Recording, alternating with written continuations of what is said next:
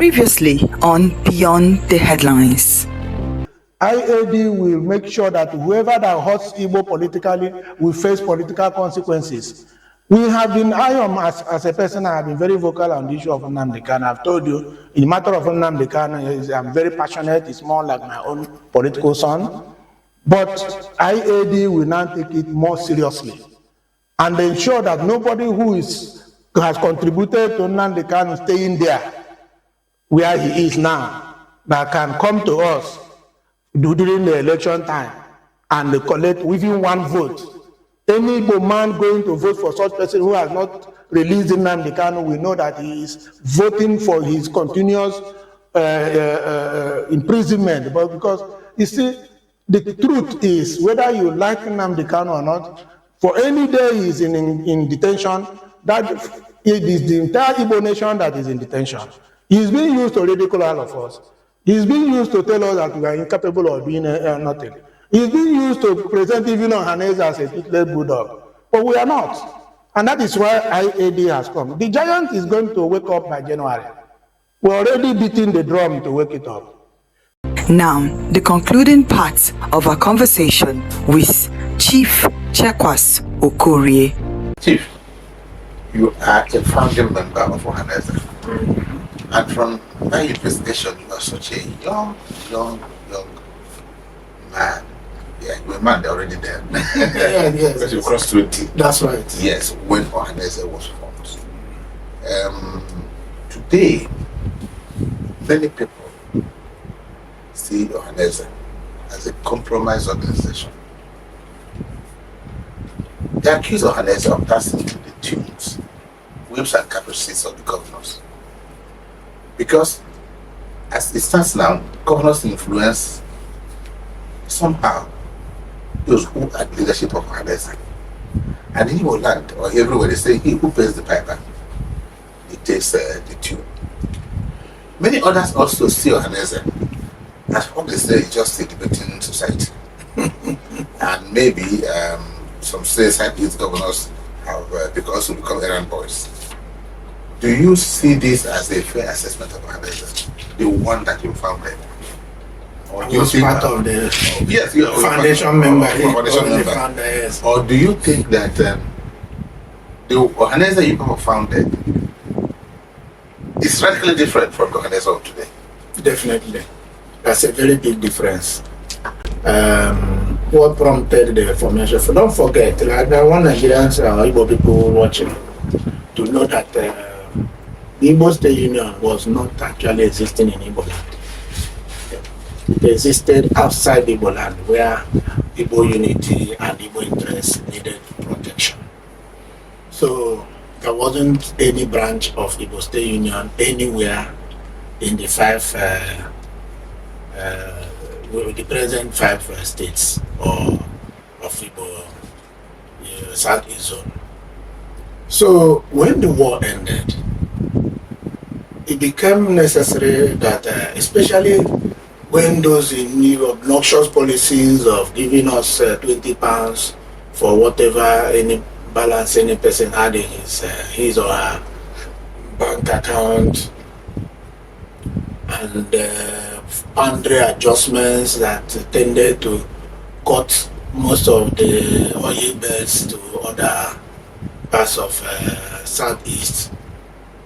Other policies that threatened, that proved that the war it was only the fratricidal war that ended, that the war continued by other means.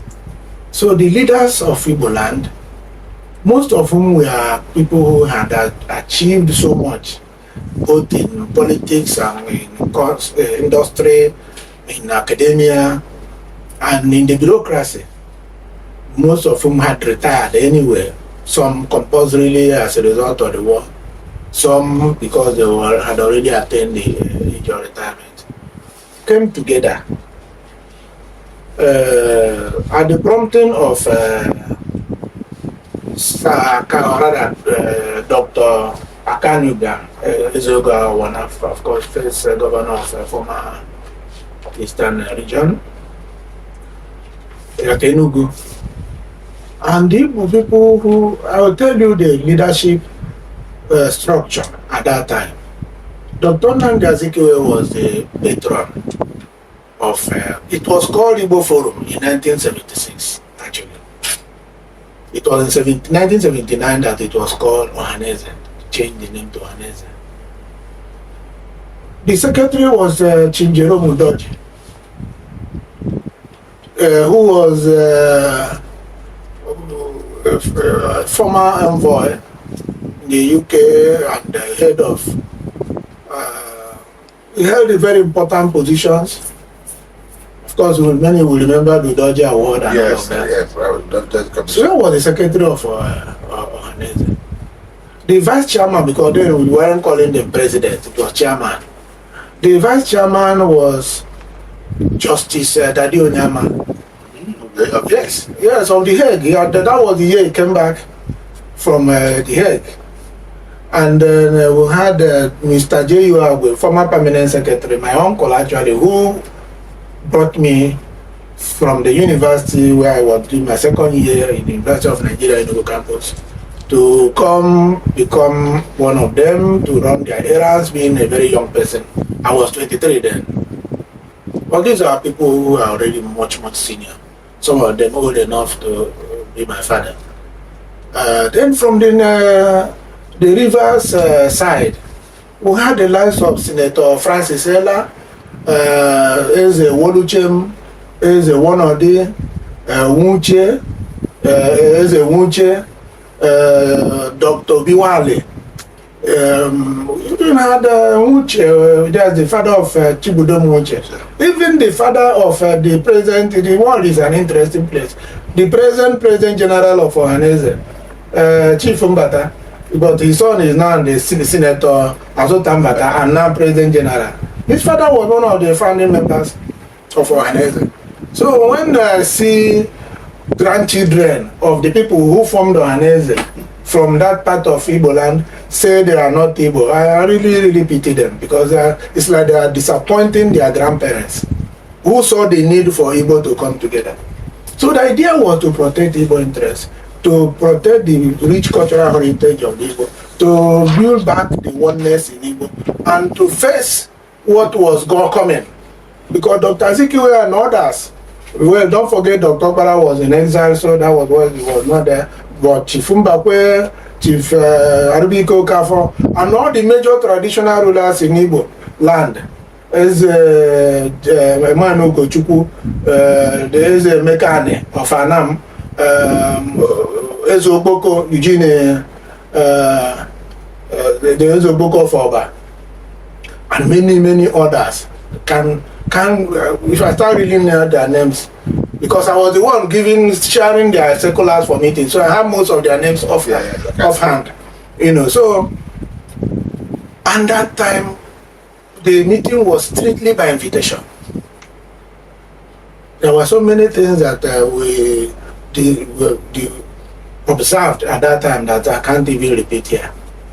Then, unfortunately, when Dr. Ibiam decided that he was no longer going to be the chairman, he wanted to face more the matters concerning his domain, that is Uwana in Afibo, having become traditional ruler. We now elevated the Igwe of Umunze, Emmanuel Gochukwu, to take over. That was, when I saw, unfortunately, that was where the problem of Ohaneze first started. Because he was a big-time contractor and industrialist, he had this relationship with Dr. Alex Ekweme, and it extended to Alhaji Shehu Shagari.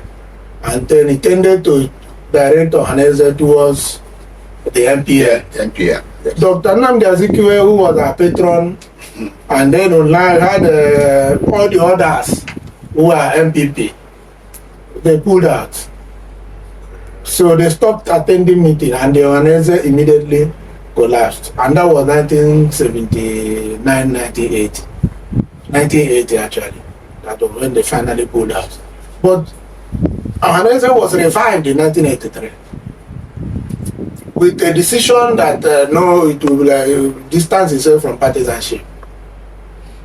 But that has been the battle. It depends on who is heading the... At the point, we decided that no traditional, we will not have chairman again. We decided that each time we came to a meeting, the most senior traditional ruler around will become the chairman of that particular meeting. And it was then Professor Ohaneze had joined us, and then he became secretary and more like the permanent secretary, but changing chairman Yes. up and down. Until again, we needed to amend the Constitution of Ohaneze, which was written later. We didn't start with the Constitution. It was written later by a committee led by Edama Ilazo. To the grace of God, he's still alive. He's in his 90s now. And then another committee was set up to review the Mazo the Constitution. This one, I was the secretary of that one, and Chief Nyamodo was chairman. In fact, it was our own committee that introduced the rotation of the presidency in alphabetical order. What we are now enjoying. This is what we are now enjoying. From there, we began to say, okay, the Ohaneze needed to expand. We went to states, started going to cities, and again, the controlling his non-partisanship has not been quite easy. If somebody at the head decides that it will remain socio-cultural, so it will be. But Ohaneze is so important and has played major role in our being able to navigate through some of the problems we are encountering in Nigeria, that I would plead to Igbo to still take Ohaneze seriously. Some of us objected to receiving grants from governors for the fear that he who pays the piper dictates the tune. And it happened. But why did it happen? Because Igbo people wouldn't fund Ohaneze. So maybe if Iwanya had come up with arrangements on how Ohaneze can become independent, and from that point, no governor will have that type of influence. But unfortunately, he passed on. And we have a new chairman, President General. And I can tell you, before him, of course, we had Nzozi Chukwu, who was there for about 27 days to complete the tenure of Imo people before he went to Rivers. I can tell you, like what I hear some people say, the President General is a quiet but very effective leader of Ohaneze. In fact, far more effective than many who had already come and passed. It was under him. He just started just early this year though, that Ohaneze is sponsoring 7 professorial chairs in 7 selected universities, 1 from each of the member states of Ohaneze, to research into the history of Igbo and what binds Igbo together. It has never been done before. It is this Tazo Tambata's regime that is funding that, and it's costing them over 37 million. We haven't even asked them where the money is coming from, and I can imagine that the man must have played, even though he said it's a group, is executive that contributed money, but this is a man of means and who is prepared to make sacrifices to make Ohaneze stronger. Yeah, So but despite of that, people still believe that Ohaneze is more or less a toothless bulldog. You see, when they compare them to a Ferry or the Northern Elders Forum, you say Ohaneze is not as vocal, not as pushful. They give an example. Maybe the discussions may not be the same. Nnamdi Kanu remains an agitator for Igbo freedom. Sunday Doho also do that for the Yorubas. And they were all incarcerated at that time. But how Sunday came out of the place and is now walking free remains a mirage when Nnamdi Kanu is still incarcerated. Let me tell you this. Afenifere has never pretended to be a socio-cultural group. It's a political group of the Yoruba people. It's socio-political. they say it. Arewa is a socio-political organization. So why would be cultural? I'm coming. Pandev is a socio-political. The one in the Middle Belt, Middle Belt Forum, is a socio-political. We started as a socio-cultural. I had seen this thing you are seeing now way back in 1992 when I founded the Igbo Cultural Association. Those of you in Enugu remember Igbo. I remember that. And the Igbo was the political arm. So we said we were not going to have a clash just like IAD now with Ohaneze. But we are not going to sit back and watch people being marginalized and all of that and not say much. So the fear of being political and all that, Ohaneze has tried to consign itself. Where I would rather want Ohaneze to do more is in terms of our cultural values and in terms of promoting our rich heritage. IAD has come now. Watch from now on. Igbo people believe in division of labor. Ohaneze will be encouraged to continue with its socio-cultural mandate. IAD will make sure that whoever that hurts Igbo politically will face political consequences. We have been, as a person, I have been very vocal on the issue of Nnamdi Kanu. I've told you, in the matter of Nnamdi Kanu, I'm very passionate. It's more like my own political son. But IAD will now take it more seriously and ensure that nobody who has contributed to Nnamdi Kanu staying there where he is now, that can come to us during the election time and collect within one vote.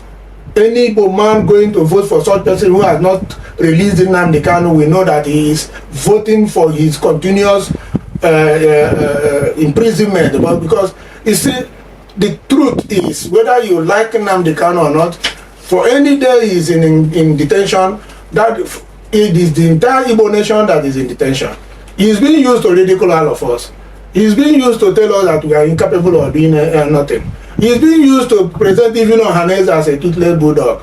But we are not. And that is why IAD has come. The giant is going to wake up by January. We're already beating the drum to wake it up. Okay, we're hoping to dance to that drum. But before we dance to that drum, that takes us to another group of people in the Southeast, the Forum of SouthEast Governors. Just old enough, you watch them come and go. It's not a one time. Many believe that the SouthEast governors have believed their usefulness. They said they organized an economic summit and made Soludo chairman of what? As they would speak, nothing came out of it. They also organized a security summit. That was before Soludo became governor. Yeah, that was under Neam. Yeah, but he was the chairman of that summit. They also did a security summit. And they thought they were going to come out with something, and then they disbanded themselves. And one of their biggest pronouncements was to actually, so to speak, if you look at it, to prescribe IPOP. And so many say the certain governors, they don't know what they're doing. And to compound it, because I want to take it in one stride, rightly or wrongly, if you look carefully, it appeared all the certain governors are supporting the president. In one word or the other, whether by body language, whether by saying. So take this in full stride and talk about status governors. Well, you see, the way Nigeria is structured, once you're already a governor, your level of opposition is already compromised. Because there are so many things depend on the center, on the president, to support you to achieve in your state. And so it's unfortunate that this is the way Nigeria is, and that's why everybody, most well-meaning people keep talking about restructuring and giving implicit in that restructuring is a devolution of power. Now, as for Southeast governors, I don't know whether it is the same malaise that has always afflicted Igbo people, this individualism. The governors, no matter how they pretend to have their meetings and pretend to work in one, they work in different directions. But somehow we manage to move on, but we can do better. The governor of Enugu State is moving on and doing wonderful things. I mean, I am from Abia, but I've lived in Enugu far more than I've lived anywhere else in Nigeria. And I am seeing things that make me very proud. But we are now dealing with them on individual basis. The governor of Abia is another fantastic governor that attracts the accolade of all Nigerians, even those who are not from the Southeast, and so on and so forth. The Imo man, it looks like Imo State seems to be the hotbed of most violent criminals, and so he had no choice by his own calculation than to use very strong kinetic force to meet, to tame those people, and that has also resulted in quite avoidable bloodshed. Ebonyi is not doing badly, but I noticed their problem have been with their borders, most times fighting with neighboring communities, and that's what it is. But there is not a coordinated effort. And Anambra? Yeah, Anambra is also very close to. Anambra is also using a kinetic approach. There's nothing non-kinetic in what Anambra is doing, and that has also not made the place to be safer than other places. So this is the thing. But all said and done, our leadership recruitment is the core of the problem we're having. And when our votes start to count, you will see that some of these people who have already eaten the forbidden fruit are irredeemable, can also be shoved aside. Think of the last election again, where something like an improved electoral system surfaced at the level of the National Assembly. If you know, when it got to presidential, they now said there was a glitch. But in that level of the National Assembly, look at the type of results we got. Before, some of the governors only walked into the Senate as a matter of choice, no contest. But there are about 7 governors, sitting governors, that lost their senatorial bid because there was semblance of the technology working in our recruitment of leaders at that level. So this is what all of us are saying, not just Igbo people or IAD. Nigerians are clamoring for an improved electoral law with the necessary, electoral reforms with the necessary legal backing and technology to deliver our elections. But first and foremost, let there be people who will vote. You give room for people to manipulate the election. I'll give you another example. In 2003, the election of that year was so manipulated that in Ogun State, all the registered voters in Ogun State were reported to have voted without exception. Even those who are dead? No, even Mike Tyson's name was on the voters register and he voted. This is a fact. Mike Tyson's name was in the voters register of Ogun State and he was recorded to have voted in Nigeria. Well, so these are things that need to be cleaned out. That's part of the flaws in our national electoral system. But there's something I asked you, which I don't want you to go without answer speaking to. You talked about the governors individually. But I said that what many people believe is that as a collective, they meet virtually every 2 months or 3 months. There's not one thing you can sit back, apart from prescribing IPOL, you can ascribe to SouthEast governors. I have said it. You just want me to repeat what I said. I have said that they are not working, there's no synergy amongst them. And that they seem to be working individually. Based on, sometimes we interpret our republicanism to mean that we cannot even work together. So this is the problem we were having. They can meet every day of the week. It's, to us, it's just coming together, slap each other's back, drink exotic drinks and go away. Because otherwise we should be seeing such important meetings should be coming out with communique and communicate that measurable, And so that by the time they come again, we'll be able to be seeing how far they have gone with the earlier decisions taken. But those things don't happen. But let us say that tab will go like Igbo people say. Let us we have known our problems in the internal one, we've known the external ones. Let us get ready. After our charter, God will help us. Once that charter is adopted, it will affect everybody, including after that charter, you begin to see an Igbo man become member of House of Rep in Plateau State, in Kano. After all, it was in the before the First Republic, a Fulani man called Omaru Altine, who was not born here, he just came to Enugu, stayed for a couple of years. He's from a village called Sifawa in Sokoto State. He became the first mayor of Enugu. He was voted in on the platform of the NCNC. By the second tenor, NCNC refused to return his ticket. He ran as an independent and was voted in again by Igbo people here. So why can't we go and become senator from Sokoto and Kano, where we already have the number? Even though you have spoken to that, but this relates to the use of Igbo land. And I'm going to link it up to agitation again. There's still some Igbo separatist agitators demanding secession. They want to leave Nigeria.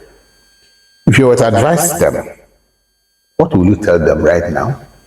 And I want you to also link it up to another part of that question. Apart from those who are agitating, there are a lot of Igbo youths today. They have lost faith in Nigeria.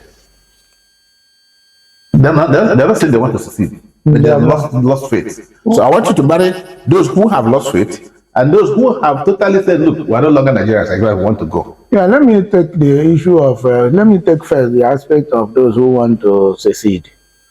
I will tell them that it is a cowardly thing to think of. So cowardly. You don't leave your home for another person.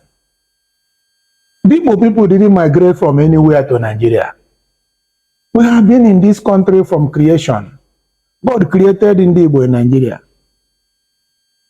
I said earlier at the beginning of this conversation that we have 25 minimum of second largest population in all the states of the federation, second only to the indigenous population. And I further added that we have minimum of 25% of the voting population of every state in Nigeria. And you don't have that type of number and spread, and you think of leaving. I was in Guzo in the year 2000. I met an Igbo group in northern Guzo. They are mostly from the same part of Igbo land, but there were others from other parts of Igbo land who had settled there for over 400 years in the year 2000. I'm talking about 25 years ago. That means that they were there 2 centuries before Ottoman Dan Fodio brought jihad into Nigeria.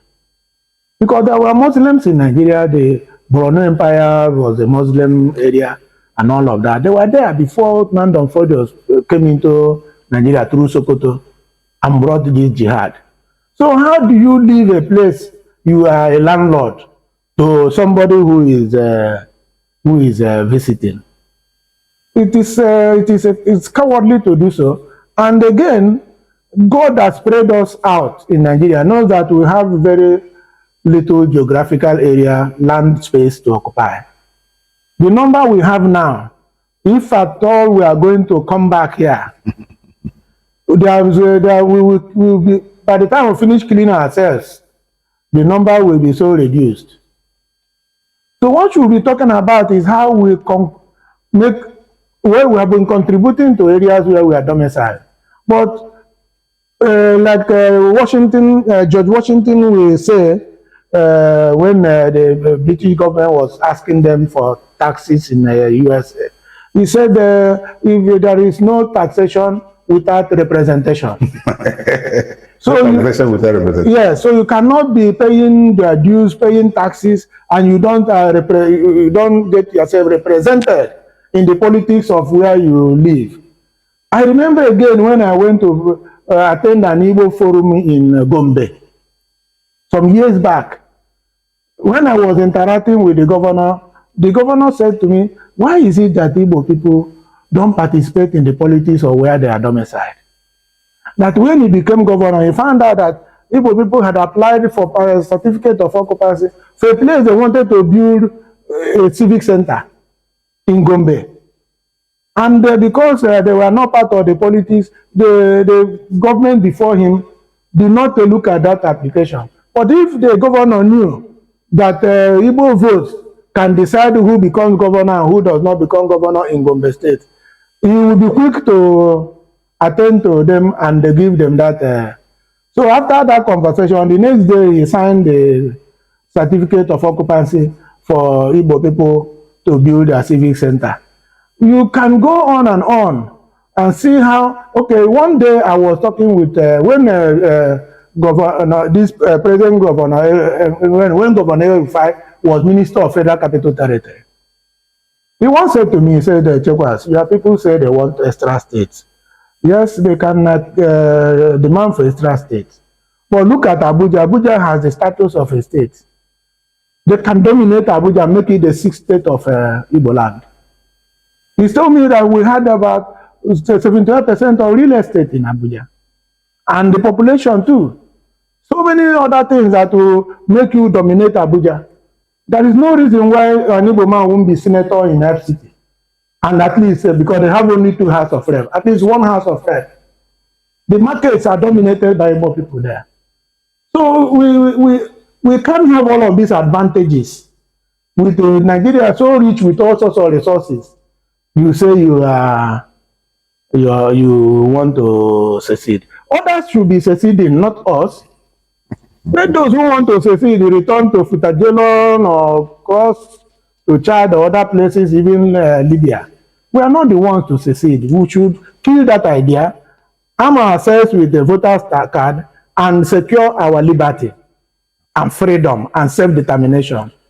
Okay, so what do you say to those who have just lost faith in Nigeria, they're not trying to secede, but they want to disappear from Nigeria? Those who have disappeared, that word is like a Yoruba word, Japa, or what? Yeah.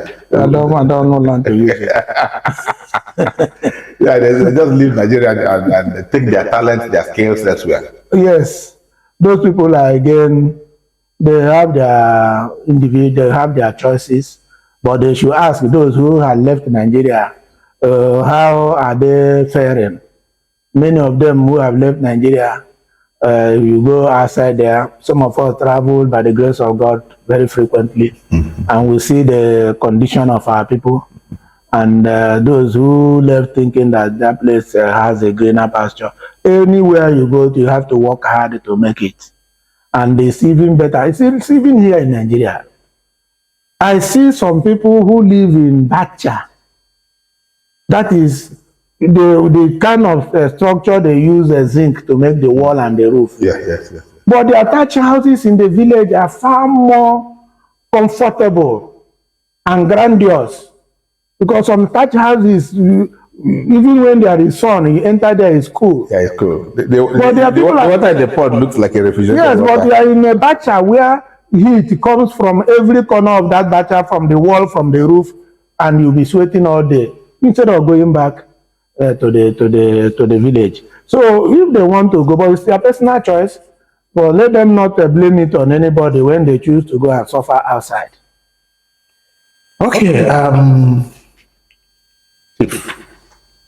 I want you to look straight into the camera, address the Igbo people of Nigeria. That's your people. What is your message to the Igbo at this critical moment in Nigeria's history? Well, ndị Igbo ibe m, our people say that God helps those who help themselves. But in our own case, God has already blessed us with number, that is large population. He has blessed us with spread, geographical spread. He has also blessed us with human resources, which can now lead to material resources. My appeal to my fellow Igbo people is that your voter's card is more potent than any AK-47 that you may be wielding to think that you are hurting somebody, but you are hurting yourself. In the present day warfare, drones and other very expensive weapons make precision strikes and kill you even when you are in your bedroom. So in modern warfare, AK-47 is more like catapult. Drop it, pick up your voter's card. Vote out those you don't want. Vote in those you want. That is what we are asking going forward. Let us revive the spirit of Onyaga and Nwanne, be your brother's keeper. The mantra we are going to be promoting from now is one for all for one. Onye ọbụla bụ onye Igbo for nwanne ya n'anya. Every for ebe nye na-esiri onye Igbo aka, ike ya nyere ya aka. Thank you very, very much. Well, thank you, Chief Chekwas Okorie, of course, the convener of Igbo Agenda Dialogue 2025, and of course, founder and pioneer national chairman of APGA. You shared your thoughts, you shared memories, and a candid reflection with us this morning. We want to thank you. From the story of APGA to the bigger question of Igbo political identity and Nigeria's future, it's clear that these conversations must continue. So democracy is shaped not just by elections, but by memory, ideology, and vision. Those who are watching us, this conversation continues on Facebook and, of course, on YouTube at Freedom Square TV. Thank you for being a part of this wonderful conversation. And at the same time on Monday, I want to say bye-bye, stay focused, and God bless the Federal Republic of Nigeria.